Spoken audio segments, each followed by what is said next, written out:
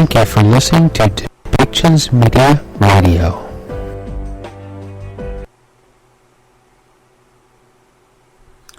All right. This was recorded last night. It was at the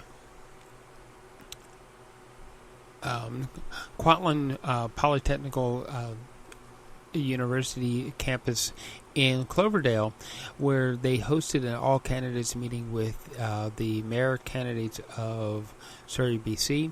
And while we did record it last night, there was a couple of technical issues and problems that did happen, and so we're going to rebroadcast this tonight, so that tomorrow morning you get up and the polls will open up at about 8 o'clock tomorrow, and they should run to about 8 o'clock tomorrow night.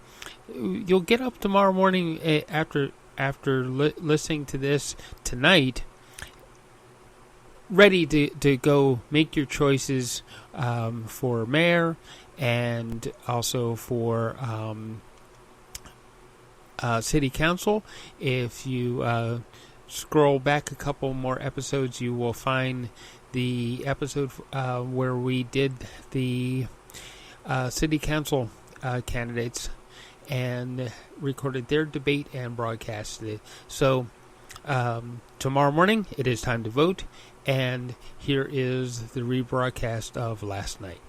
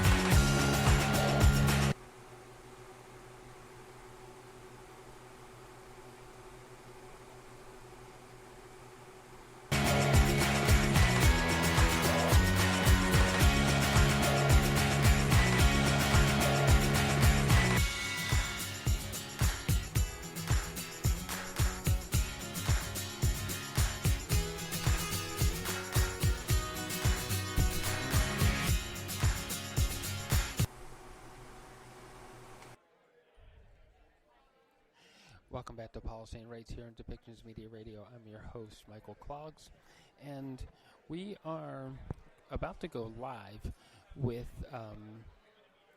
the Cloverdale Chamber and the Surrey Mayor's debate. All the candidates that are running for mayor in Surrey, BC, will be answering questions about issues that are in existence here in Surrey, BC, and how the city should be run, and some of the big issues, of course, are around housing, taxes, and transparency of the government to the community. So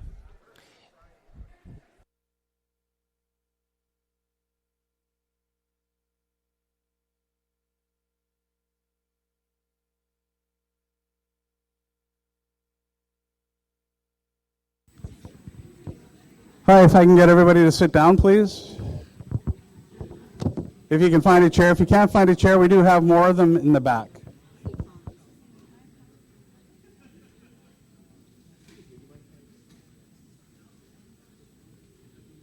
All right, so we'll get things going as quickly as we can so that more time we have, the more questions we can ask all the candidates.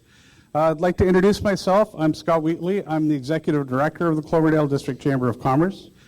And we are proud to represent businesses in Clayton, Cloverdale, and Campbell Heights. So basically, our chamber is the official chamber for East Surrey.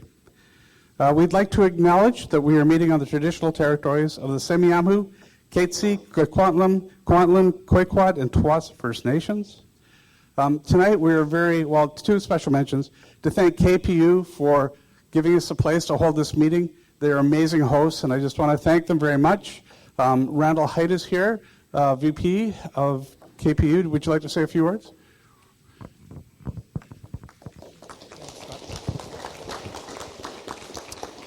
I should give some thanks, too, to Katie Openshaw and Kevin from security, and Andy and everyone else. So thank you all for coming. There's obviously an important vote coming up this weekend, and this is great to see democracy in action.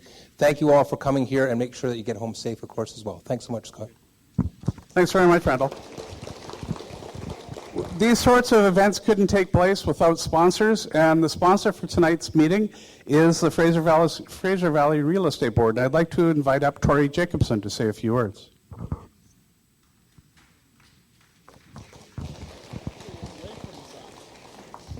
Good evening, everybody. My name is Tori Jacobson. I'm a director with the Fraser Valley Real Estate Board and chair of the Government Relations Committee.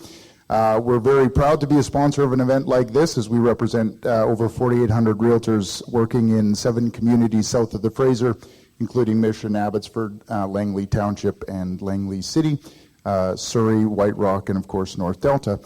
We are members of those communities, and we work closely with people in making some of the most significant decisions of their lives, and so these things matter to us. We've been supporting events like this since 2001 because we believe it's important to not only know who we're voting for, but also to know what they stand for. And the reality is our elected representatives make decisions for us both now and into the future. So we've posed some questions that we feel are relevant to the community, and we're here to also hear ideas and concerns that others have as well. So I want to thank the Cloverdale Chamber for hosting this event, for the candidates coming out, and look forward to the dialogue to follow. Thank you. Great, thanks very much, Tori, and thank you very much, Fraser Valley Real Estate Board. Now I'd like to introduce our moderator for tonight, Rebecca Smith. Rebecca, aside from being an amazing moderator, is also the president of the Chamber of Commerce. So welcome, Rebecca. Thank you, Scott. Thank you, everyone, for coming out tonight. I'm always so thrilled to see so many faces, ones I know, one that I don't know. It's great because you're here, because you care, because you're citizens of Surrey and you know that you have a voice and you're going to exercise it this weekend. Yay, everybody. Give yourself a round of applause. So those of you who don't know me maybe need to know that politics is my jam. I love this, and it's really important. It is everything. A lot of people think, oh, politics, I don't want to be there. It's all about fighting. This, he said, she said. No, politics is everything. From the food you eat, the roads you drive, the schools your kids go to, where you play ball, where you live, how much your taxes are, how much your gas is. It is everything. And if you want to say in your life, this is how you do it. So thank you for being here. I need to also remind you that politics is not about fighting. It's about polite, civic discourse. There is no us against them. We are still one city. We are still one community, and we live together. We are always better together, and the only way we can grow is by discussion, talking, having arguments, maybe. But have a discussion, give your point, listen to your people's points of view, and give it some thought. Give some credit to people for their experiences, their knowledge, their ideas, because we're all building this world together. So tonight we are going to err on the side of civility.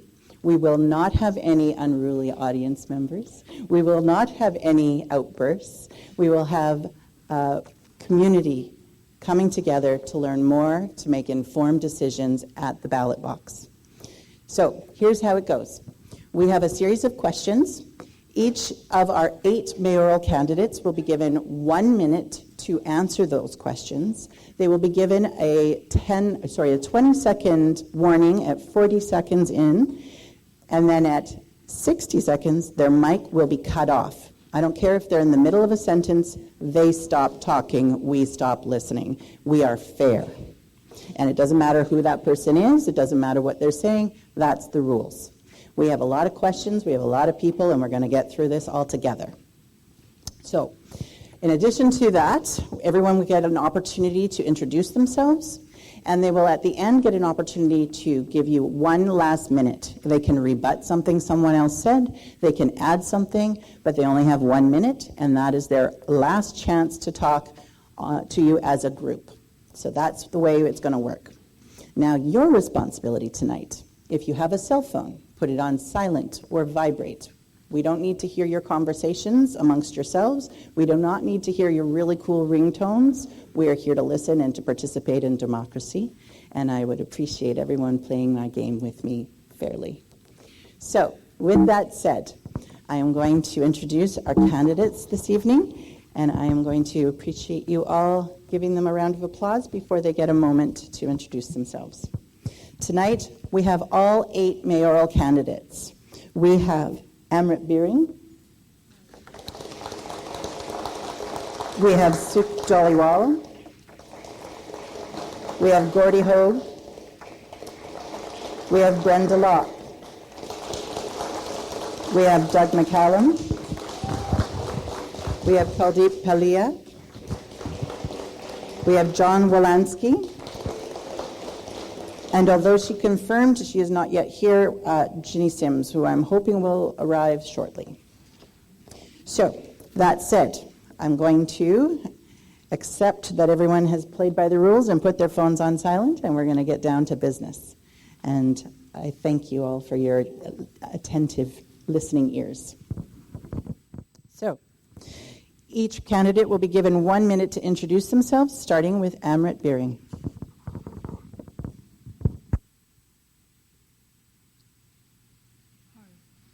My name is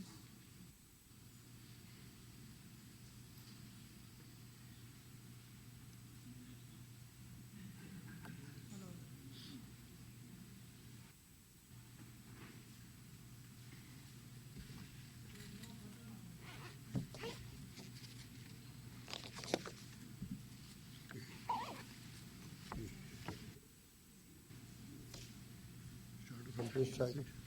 I will be the first one.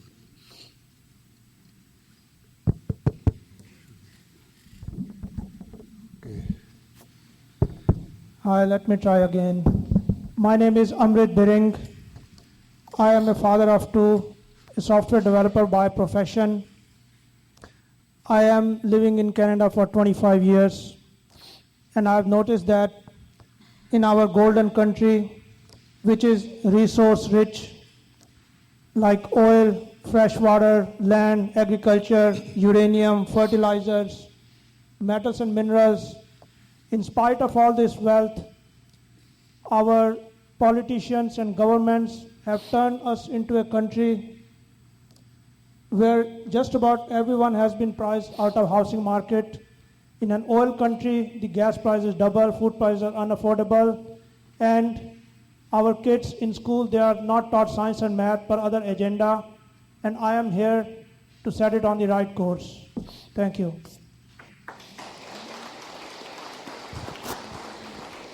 Thank you, Amrit. Next, we have Suk Dhaliwal.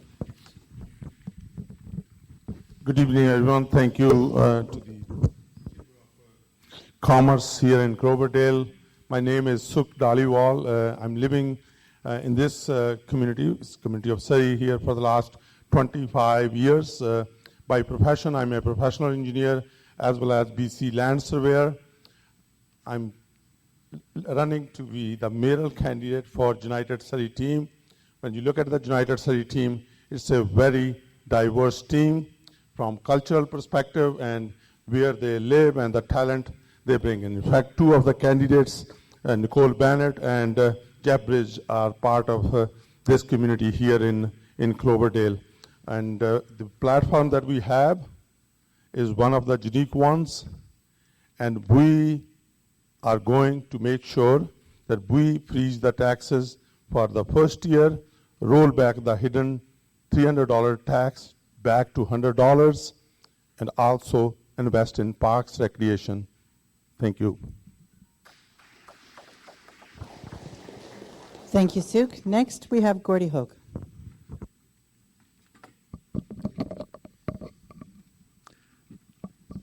My name is Gordy Hogue, that's correct. I have lived in this community for virtually all of my life. My parents moved here from Victoria when I was 2 weeks old. And I've grown up in this community and been involved in many things.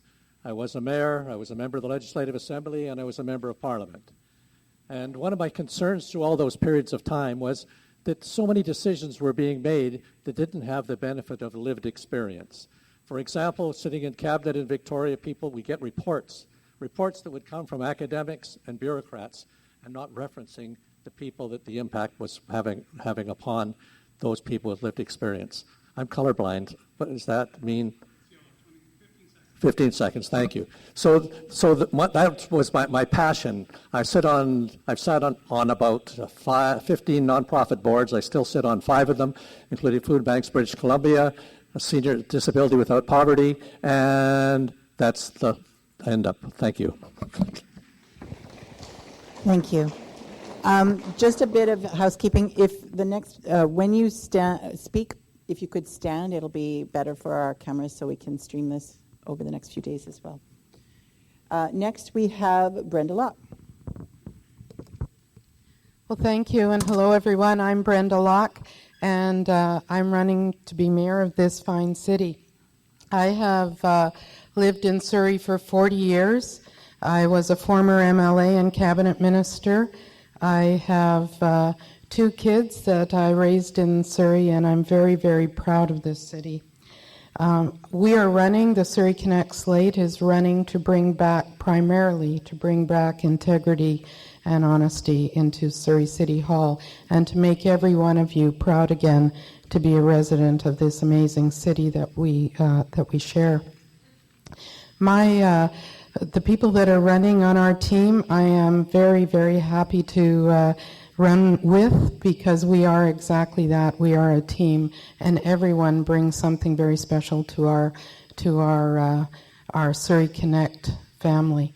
So with that, I want to thank you and enjoy the evening.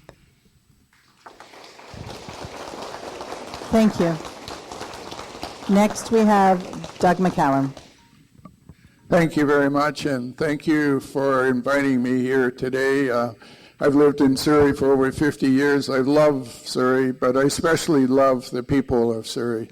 I've worked with the people of Surrey in all different roles, from when I was younger as a swim coach, as a lifeguard at a Kennedy pool in Surrey. All my family lives here, and I have 7 grandkids that also go to school here. I'm running for mayor again, and I have been mayor in the past. I'm running again because I do love the people. I want to help the people. I want to build this great city. I love how people listen to each other, work together to build a great city. I want to encourage that, and I will work extremely hard for you. Thank you. Next, we have Kuldeep Palia.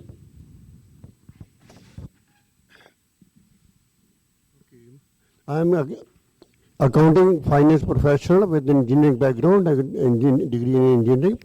And for the last 10 years, I've been acting as a social activist. I've written so many posts about in my Facebook page, and I've written so many emails to provincial authorities to improve conditions in Surrey, especially related with the health, housing, education, and public transportation. So I want to become mayor because I will have more strength in my voice. I want to get lots of things done. Most of the things, those important things, are done by the province. So under the authority of province. So that's why I am filing my papers, and that's why I'm standing here in front of you to represent you. I'm a common man. I will work for the common man. Thank you very much. Bye-bye. Thank you. And finally, we have John Walensky. Last chance for romance. Our systems of government seem to work on the premise as it was a certain bodily function. First there was a sitting, then there was a report, finally the matter drops. Our system is suffering from congestion, not for congestion, but constipation. It would take a 50-foot trailer of Pepto-Bismol and X-Lax to relieve us of discomfort, bloat, and gas from this election. I'm offering relief from this by voting independent. Surrey, John Walensky. We got to get rid of this thing. It's gone far enough. Thank you.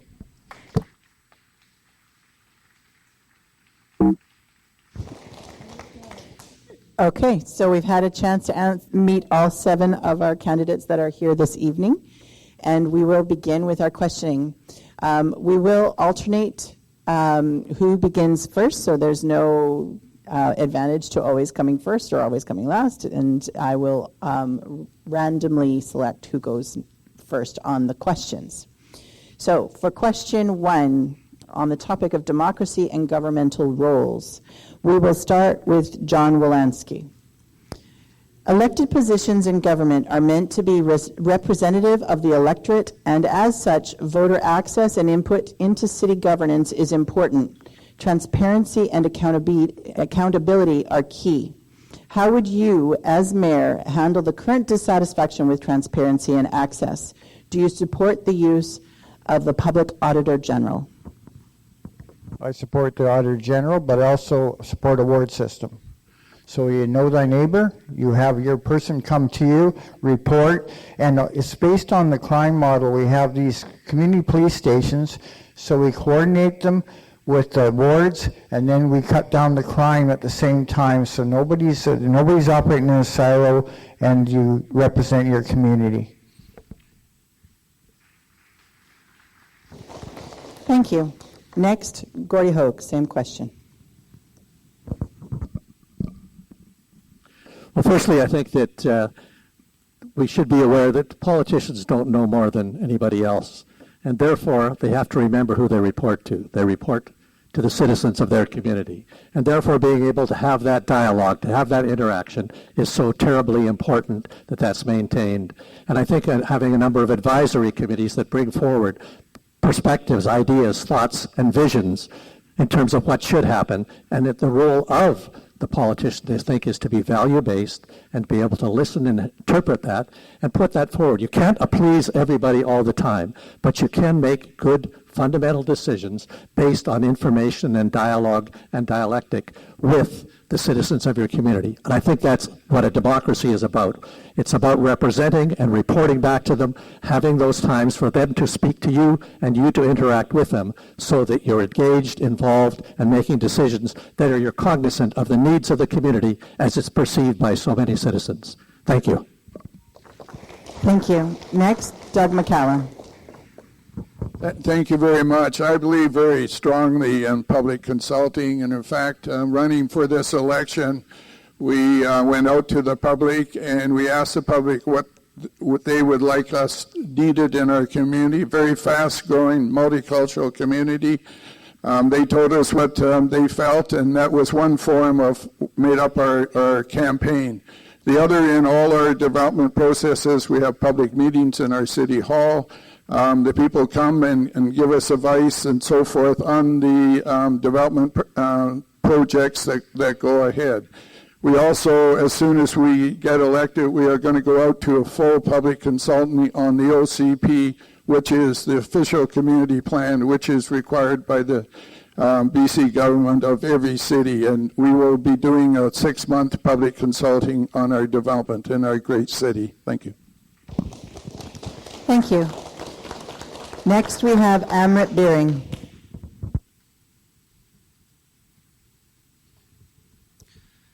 Governments are supposed to be of, by, and for the people.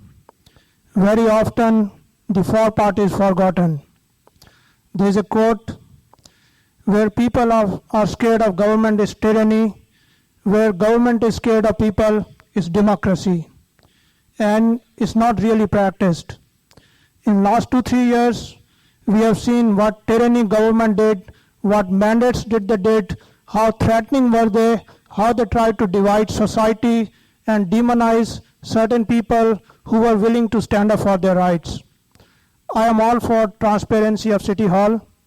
In our mayorship, there will be a weekly town hall where press and people alike can come and we can discuss what are the things on progress, not that you take your vote for 4 years and then say bye-bye.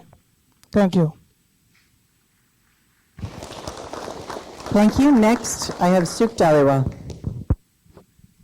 Thank you. And when it comes to voters' access, certainly people of Newton or Delta elected me twice as their member of parliament.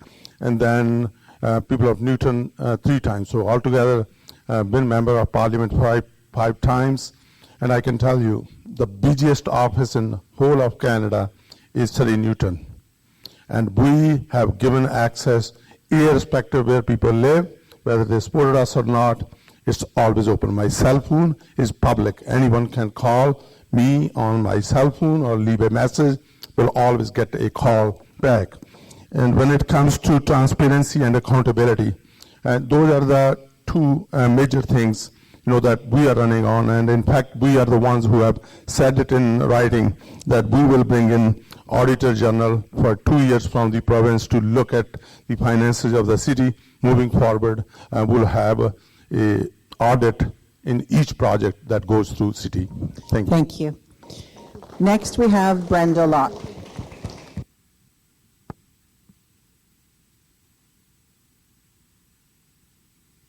Thank you. That's a really critical question. One of the most important things I think we all have to remember is what is crucial is the public trust. And what does the public trust mean to every single citizen? City Hall belongs to you. It doesn't belong to the people that sit in the chair at the front. It belongs to the residents of the city. And so for that, we need to be as open and transparent and always accountable as we possibly can. And there are very, very narrow rules about when we are not to be open and transparent to you. So I think that is one thing we have to be really cognizant of. I think the other piece is bringing back the ethics commissioner is going to go a long way to make sure that people really understand what is ethical conduct in our city. We will do that, and we are going to do that. And there will also be whistleblower bylaws for you residents. Thank you. And finally, we have Pradeep Palia. Hello, thank you very much. I'm a numbers man. I love data. All the posts which are written in the Facebook based on data. So all the things which we do, all the estimates, all the contracts, everything will be made public immediately to the public. The public will have free access to all the information they want. There won't be any charge. Any information they want about city, anytime you can get it. Anytime you can meet any of you, they can meet me. Complete access. Or auditor general will appoint that. Ethics commissioner is welcome. So all the citizens will be treated equal. That's what my mandate is. Completely transparent. Everything all the estimate, whatever we do, people will know what we are doing. Thank you. Bye-bye. Thank you. On to question 2. This one focuses on taxes and affordability. The overall cost of property and business taxes have gone up significantly over the past few years, and the cost of living, inflation rates, and cost of everything has been soaring. What would you do to keep taxes and this life in Surrey affordable? We will start with Brenda Locke.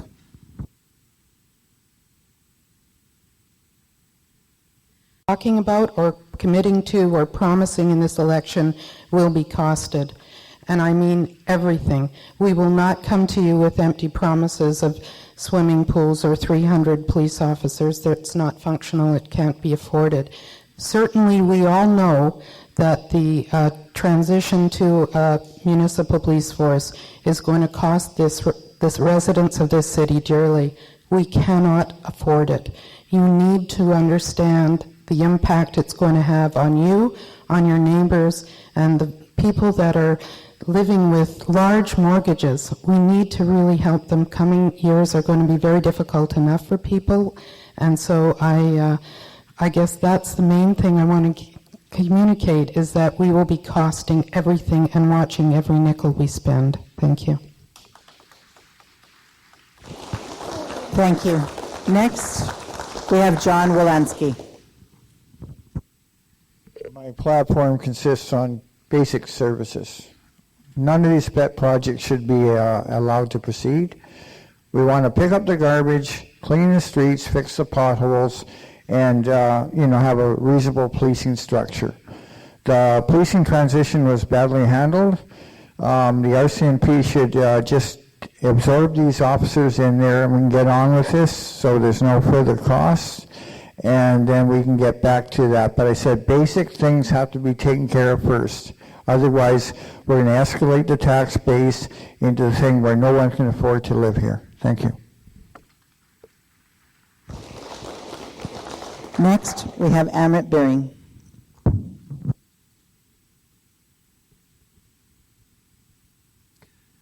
If you double the housing price in any country with same salary, it's a recipe to not only price out everyone out of housing market, but also make pretty much everyone hand to mouth.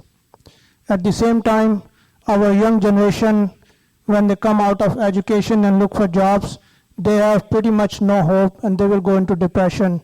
And you can see your kids, they have no choice but to live with their parents. Even rent is not affordable. So we need to understand why is it so. First thing, our government started selling our property to foreigners, and then because of unprecedented immigration numbers and no plan for housing them, we are all priced out.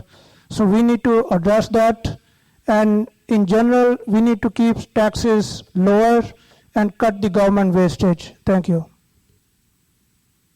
Thank you. Next, Kuldeep Palia. Okay. Many people ask me this question that's about property tax and other taxes.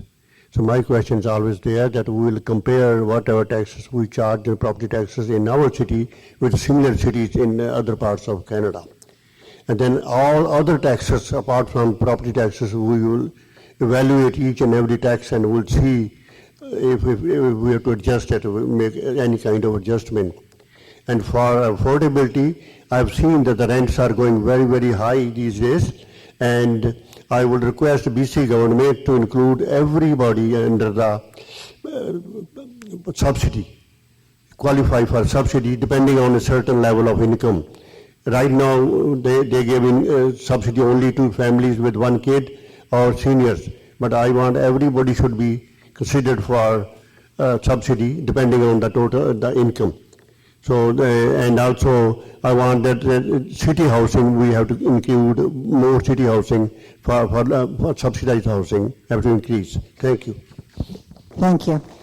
Next, Suk Dhaliwal. 3 months ago when we launched the United Surrey team, we promised that we will freeze the property taxes for the first year, and in the second year we will bring back the $300 hidden tax that this mayor and council put on each property to help the people that need it. On the other hand, we have 1,500 people moving into Surrey every month. We do not have enough supply to meet the demand. What we are going to do is we are going to make the projects and building permits process the fastest in the lower mainland, so we have adequate supply to meet the demand. This is how we are going to help, and federal government and provincial government is there if we need to hire more plan checkers, more building inspectors, and more planners to do the work that we need to do at the fastest pace. Thank you. Thank you. Next, Gordy Hogue. Well, I've talked to people about the 2.9% taxation rate and that they're going to hold it at that. But when I asked them to figure out the numbers that they're actually paying and trying to equate that to a percentage, the percentage is much higher. I had yesterday someone told me 16%. Somebody told me 23%. So there are a lot of ways to look at what's going on in terms of the taxation. It's not just what you see as a percentage. It is also covers what happens with the parcel tax, what happens when the city decides to sell some of its land and use that as part of the revenue, which I think that we should be holding on to every piece of land that the citizens of this community own. That has to be ever protected within the model that we're looking at. So planning taxation rates have to be looked over a longer period of time. They're much more complex than just saying, here is a percentage. You've got to equate what that interprets to in terms of actual dollars. And that's a big difference when you put that percentage back and compare it to 2.9%. It's much more burdensome. Thank you. Thank you. And finally, we have Doug McCallum. Thank you very much. I've been mayor for over 12 years, off and on, and I have always been fiscally responsible to the residents. When I was mayor before, we froze property taxes for about 6 years. The Safe Surrey Coalition has done the budget for next year. We've analyzed it, and we will freeze the property tax at 2.9% each year for the next 4 years. People have to realize that budgets are divided into, one is a capital budget and one is the operating budget. We're talking about the operating budget here. The capital budget is mainly paid by development fees, development cost charges, density bonusing charges. That's what pays for the infrastructure. Our proposals have been fully funded out. By law, we have to balance our budget every year legally. Thank you. Thank you.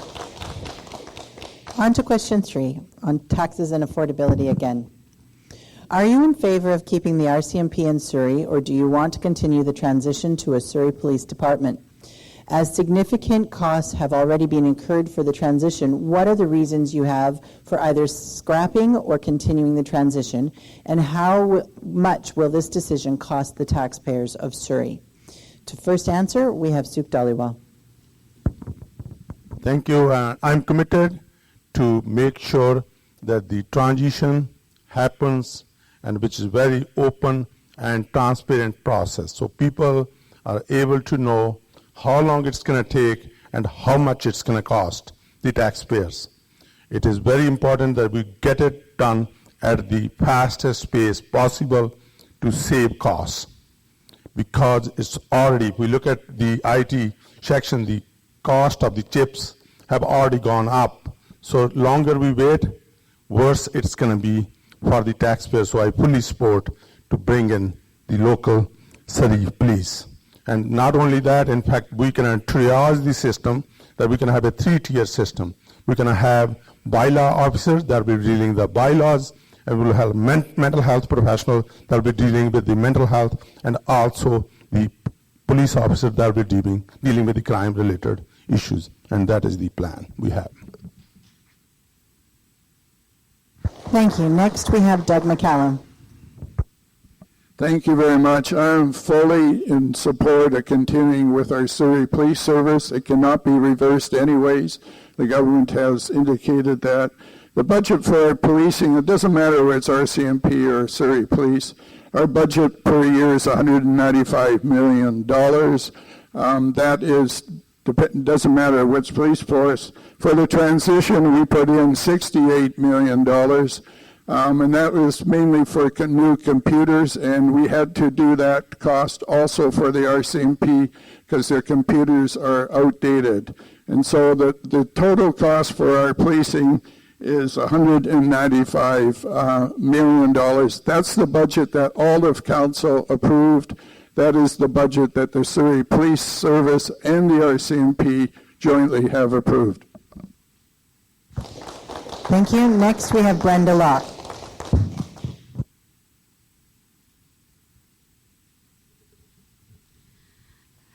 I am absolutely going to stop this transition, and with all due respect, this transition can, must, and will be stopped. There is no equitable way of carrying this forward without cutting services or increasing taxes significantly to residents. I am not going to be a party to increasing taxes to our citizens when they are facing such dire times. This Surrey Police Service has been an absolute failed experiment. They have not reached any of their goals from the time they started. They were the ones that set the goal of being fully operational by April 1st, 2021. They failed. They said they'd have 50 officers in place by November 30th, 2021. They failed. It's time to move on, to put stability back in policing in our city, in our region. Thank you. Thank you. Next, we have John Wolanski. Comes back to the argument. If somebody offered to pay your auto insurance another person charge you for it, which company would you choose? The federal government insures the airplanes, the vehicles for the RCMP. Now, on this transition, we get the cost passed on to you. So the thing is, that was the thing when I signed the petition, one of the first ones to sign it in this mall over here. The fact is, I was looking at that thing, at the insurance capacity was part of the decision. So there we got that problem out of the way. So we got to talk about this thing. The thing is, the thing's gone too far. We need to look at it again, and that's a common sense approach to it. Thank you. Thank you. Next, we have Gordy Hogue. Well, I agree. We need to look at it again because none of the information we have is consistent. We're told that it could cost $520 million more. Some people say $20 million more. Talking to people who are on council, they don't even have the numbers. The numbers seem to be spread out somewhere, unknown. And therefore, I think that what we need to do is actually, when whoever gets elected should be saying, all right, we now need to have the facts. And those facts are what we should be making decisions on. We go through life making decisions for ourselves, whether it's a mortgage we can afford or whatever it might be. But we need to have the facts before we do that. And we as citizens of this community need to have those facts as well. And then we should make a decision based on those facts. It's not our decision. We recommend it. The province of British Columbia makes the decision. It's the Solicitor General that decides what's going to happen. But you can make a recommendation to them, but you've got to make a recommendation based on facts and information. They've done studies that they've given to us, and now we have to make sure that if we want to go ahead with it, we should be taking it to the public and let the referendum go forward. Next, we have Kuldeep Perlia. Kuldeep.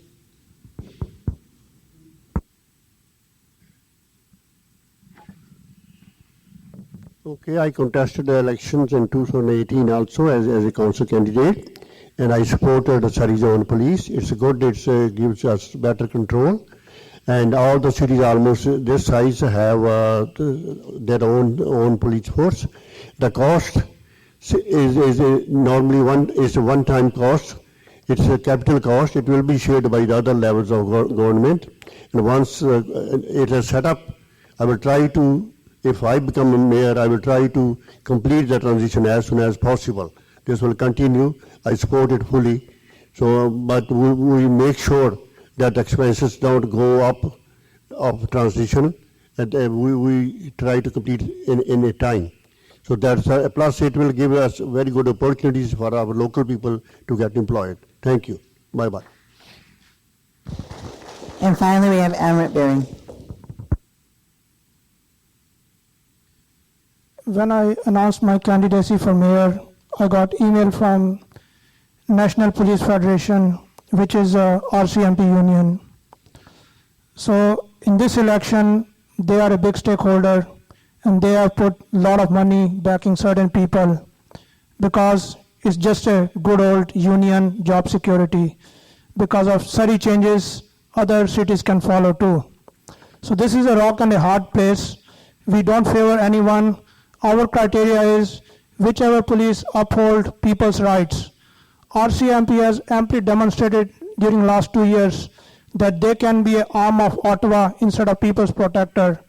They have openly violated our constitutional rights of freedom of speech, mobility, and freedom of expression. We will negotiate with both police. Whoever gives us better confidence will go with them. Thank you. Thank you. The next question is on public safety. What investment are you willing to make to eliminate street racing in Campbell Heights? We will start with Amrit Bering. I didn't know about this situation until I read your questionnaire, which was sent by email. So street race does happen in many cities in the world. It's a way for some people to get a lot of excitement. So I guess they are held back, and we need to officially provide youth to express themselves so they can outlet their energy in a better way, and they can win some Olympic medals for us instead of breaking laws and doing it illegally. Thank you. Next, Suk Dhaliwal. Thank you. When it comes to public safety, that is the top priority for our team. Even though I'm fully supportive of the transition to Surrey Police, but I fully respect our national pride, which is RCMP, and no candidate should certainly say that RCMP has not done a great work here. And I salute all the RCMP officers across this nation. When it comes to street racing, I certainly said earlier that we will have a triage system. We will have a traffic section that will be dealing with the traffic issues that these communities are facing. It's not only the Campbell Heights. I can tell you in Strawberry Hill, we have seen the same problem. I was driving on 128th, and we certainly got to work on this to make sure we punish the people that are part of the street racing to save lives and save our communities. Thank you. Next, we have Gordy Hogue. Well, I don't think that we should be allowed street racing on any street. And any time that presents itself, it presents as a risk. And I would rely upon the police and the people who have expertise in this to make some recommendations around that, whether it's speed bumps or whether it's radar or whether it's other ways of monitoring it. And there are certainly other systems where they have lights and cameras that pick up and are able to pick them on that. So there are strategies in terms of enforcing that. But the issue is public safety, and public safety should be prevalent whatever road we're looking at it. And in Campbell Heights it's worse, then we should be putting forward some of those strategies, some of those things that we look at in other parts of the community. And those are important steps. Again, public safety is the most important issue as we deal with this, and we need to go to the experts in that to make sure that they look at it and decide how we can best handle it within the context of Campbell Heights. Thank you. Next, we have Brenda Locke.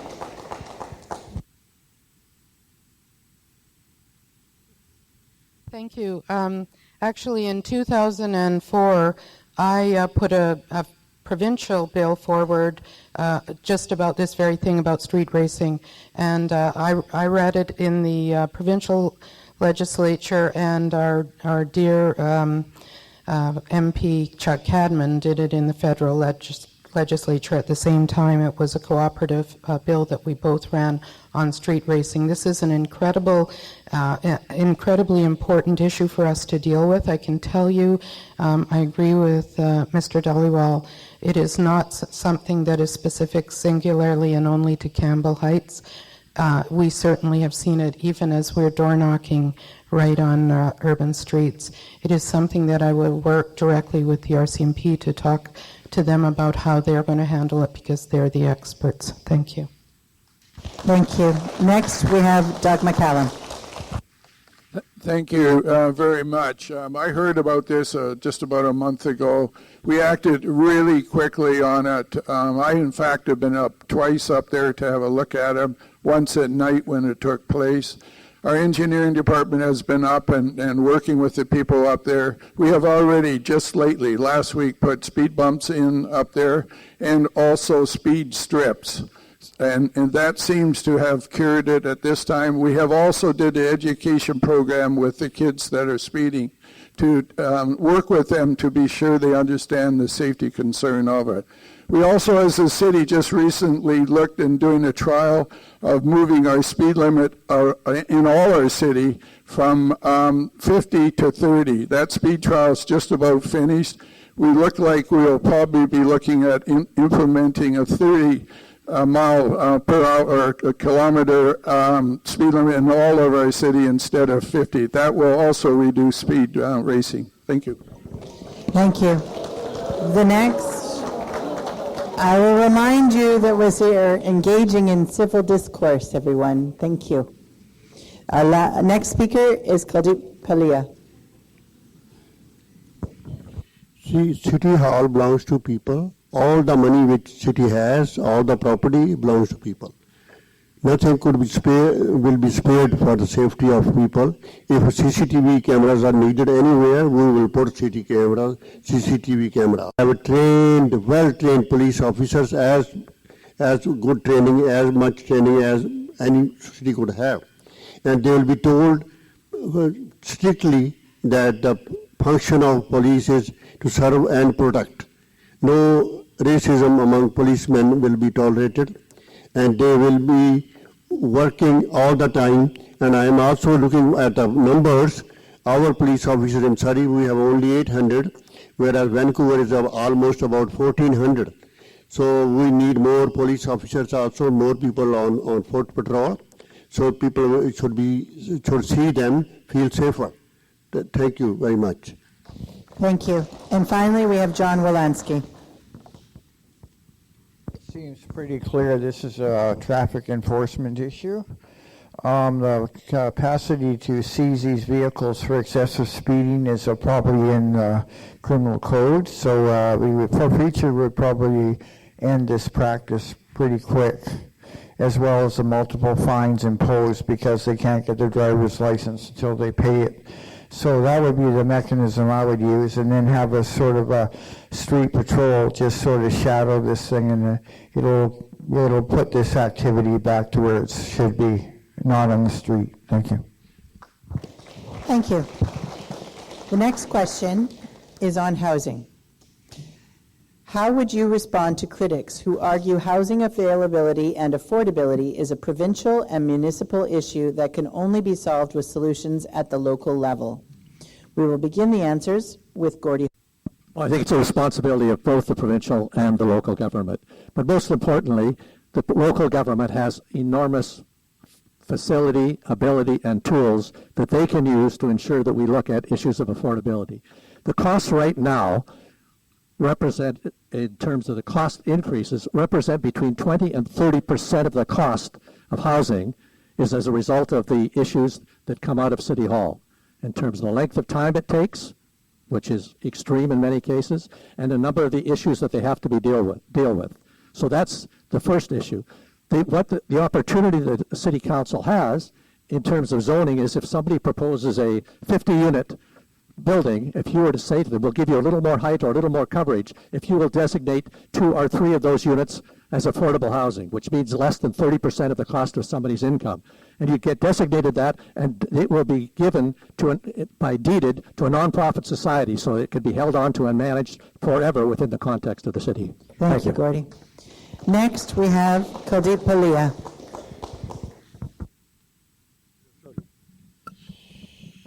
Housing is actually a provincial matter, but we have to help our citizens. They should have a roof on their heads. I can see lately, first of all, as I already told, that we have to cover more people under subsidy program, than subsidy, and also we have to insist on more city housing than we have. Right now, we have only 5,000 units, subsidized units in Surrey, whereas in Vancouver they have 25,000 or more. So we also are looking at some more co-op projects. The co-op projects is win-win situation for everybody. We need better housing. And another thing which I have noticed, that 3-story buildings or 4-story apartment buildings where people have been living for years as their homes, they shouldn't be demolished. The developers who want to create condominium towers, they should buy houses and do it. Next, we have Suk Dhaliwal. All 3 orders of the government can be a force of good. In fact, if you look at both, the federal government has come up with a plan as well as the provincial government. In fact, us at a local level, we got to take that opportunity to have a relationship with the provincial and federal government.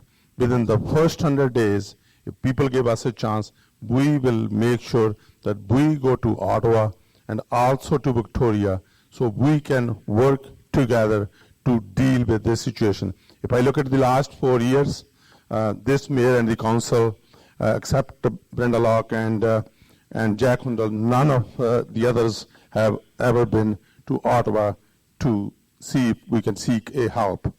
Federal government has already put 2 projects here, which is rapid housing, and in fact have helped with the provincial government on the homelessness as well as building a low-income housing here. Thank you. Next, we have Doug McCallum. Thank you very much. I think it's a joint between the province and the municipality, and also with help from the federal government in Surrey. We have a wide spectrum of housing, all the way from 12 homeless shelters, and we are building a couple as I speak now, to affordable rental, especially in the thousands of secondary suites we have in our city, towards building for the middle class. We also just recently signed a housing agreement with one of the first cities with the provincial government, so that when we build SkyTrain, and by building rapid transit lines and having the density right beside the transit line, then that helps the affordability as we move forward. And working with the provincial government, which we do a very good job, and the federal government, who do supply money, Surrey's been able to build a lot of affordable housing in our city. Thank you. Thank you. Next we have Amrit Beering. There is something called redirection, that when you create a problem, you point finger at someone else. So that's the situation here. I claim that we are all federal, provincial, and city government responsible for it.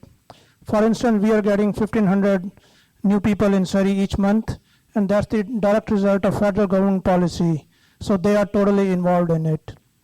At the same time, city, when the property prices go up because there's a shortage of houses, they are ever happy to raise taxes year after year after year. So they are a vested interest because their coffers get filled, but people don't get any reprieve. So all three are involved. Province is directly involved. So it's everyone's responsibility for sure. Thanks. Thank you. Next, we have John Wolanski. Okay, there's actually three phases in here. We have low barrier shelter, and the other part of the shelter, and then we also have affordable housing, and then we have the market sector. So we take city-owned lands. The federal and provincial government have to pay for the infrastructure. We can zone the city-owned lands as our contribution, build these units, but under the strata rules, you can't expect someone making significant investment to actually have people come in the building that could violate the strata. So what we have to do, I know it's a hard thing to separate people, but this way we can have a functioning housing supply and also at a cost-effective manner. Thank you. And finally, we have Brenda Locke.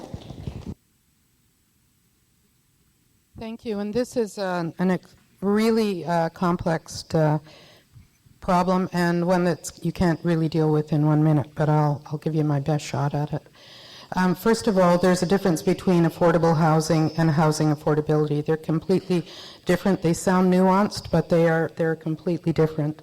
So affordable housing is shelter housing. It's below market housing.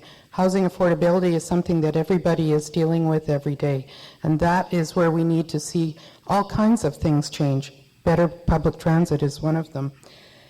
We do have to build, though, better relationships with both levels of government, better bilateral with the federal and provincial government, but there's one other order, and that's Metro Vancouver. Metro Vancouver has its own affordable housing area, and we need to do better with them. We are shortchanged in the city of Surrey by a lot. So, thank you. I see the red card. Thank you.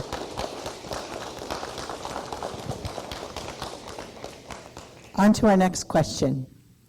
In light of numerous examples of businesses and residential developments waiting 12 plus months for approvals, the BC government has published roadmaps for addressing issues of housing affordability through the Development Approvals Process Review and the BC Canada Expert Panel on the Future of Housing Supply and Affordability. If you are elected, what measures from DAPR or the expert panel report will you adopt to streamline approvals and fast-track developments to assist small businesses, industries, and housing?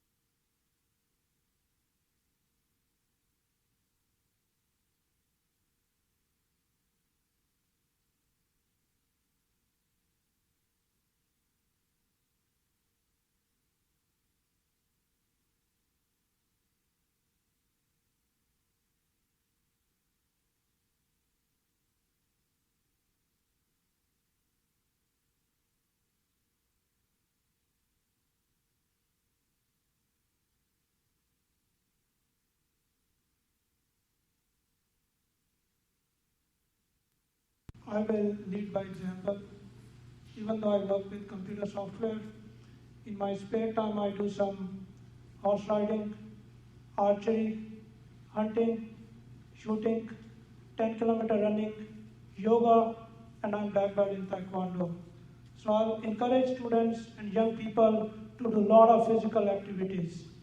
I am lacking in music and culture, but that's on the third dimension.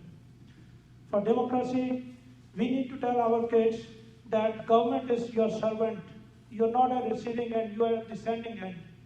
If you have any issue, go to your councillor's office, go to your MLA's office, go to your MP's office.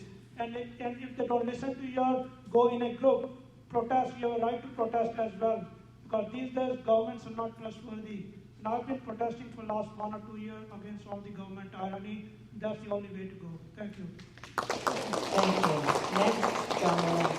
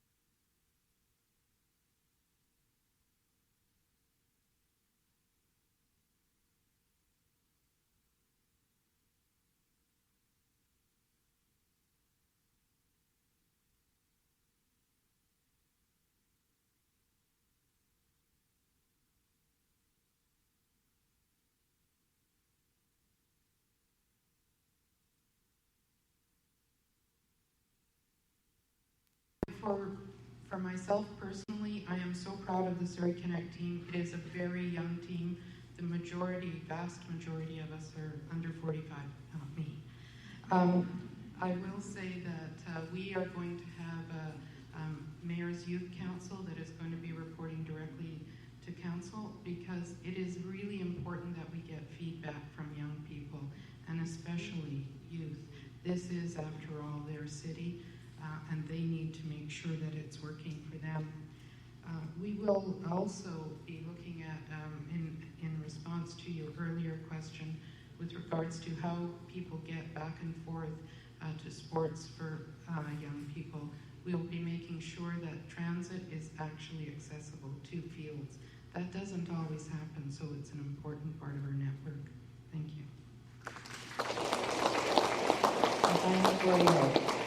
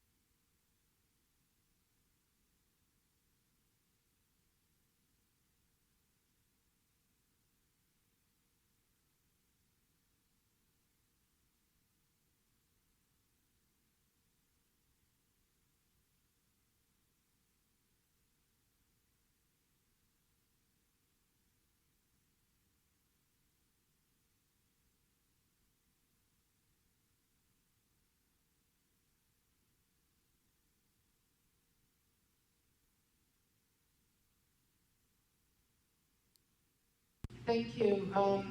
This has been an incredible election time for me, I can tell you, and it has been an incredible 4 years coming into this.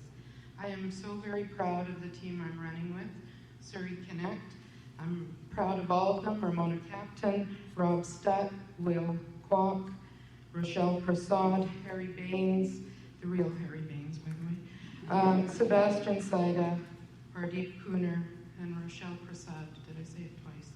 Anyway, we have had an incredible run in this election. I'm very proud of my team. We're running on really two things. The first is integrity at City Hall and making you proud to be a citizen again. And the second is public safety, and that includes police and fire. And we will get it done. So on October 15th, please vote for us. Thank you.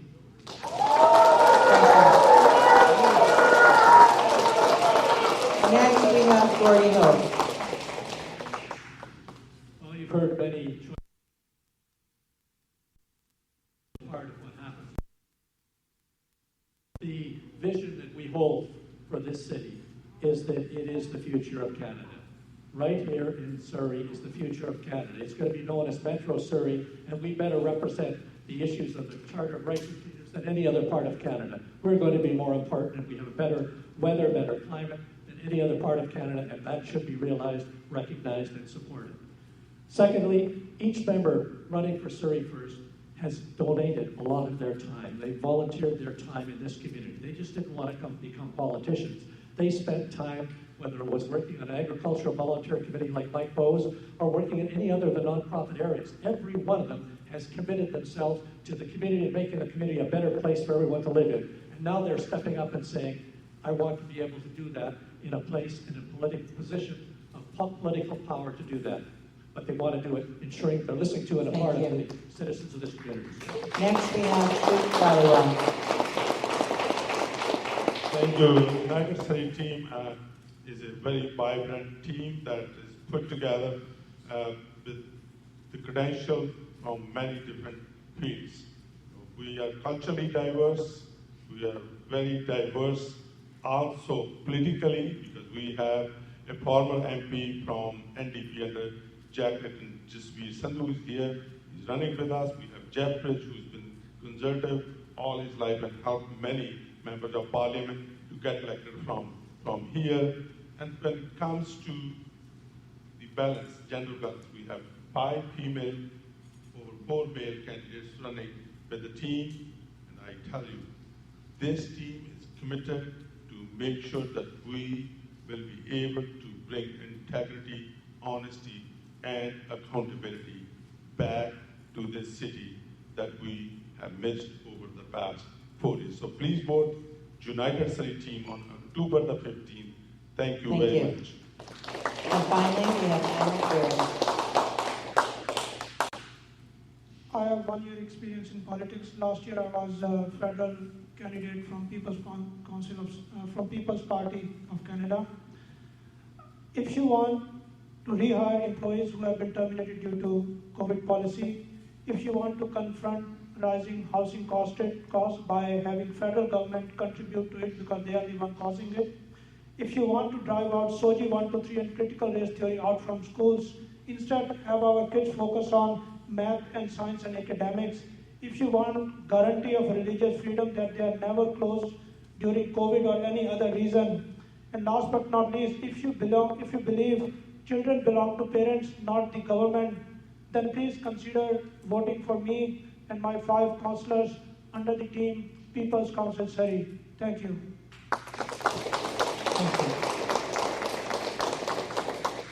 Okay, folks, that concludes our time tonight. Thank you all very much. You played by my rules really well. Congratulations. Give yourselves a round of applause.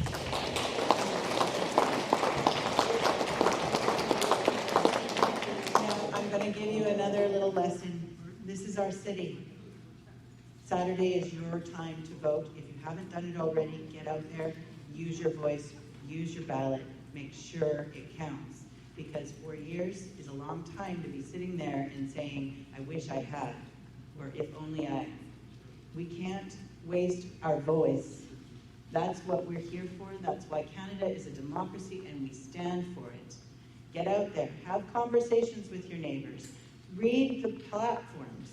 Don't just go on what somebody else says, or who has nice hair, or what you like, their t-shirts, what have you.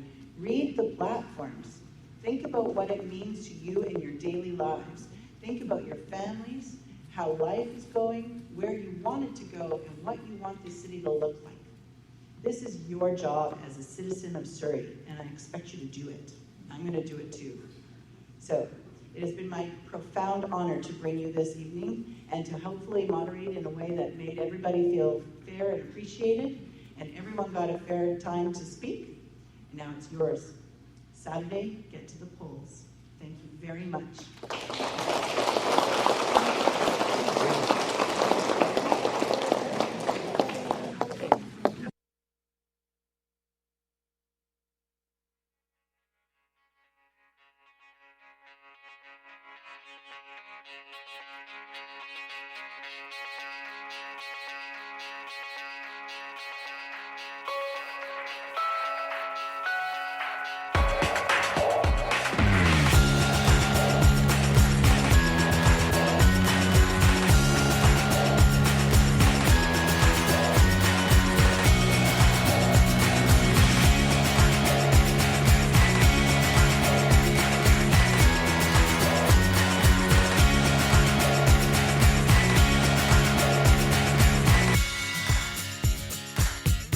This show has been produced by Depictions Media.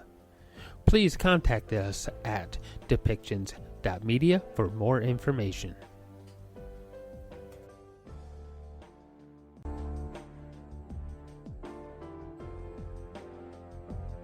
Thank you for listening to Depictions Media Radio.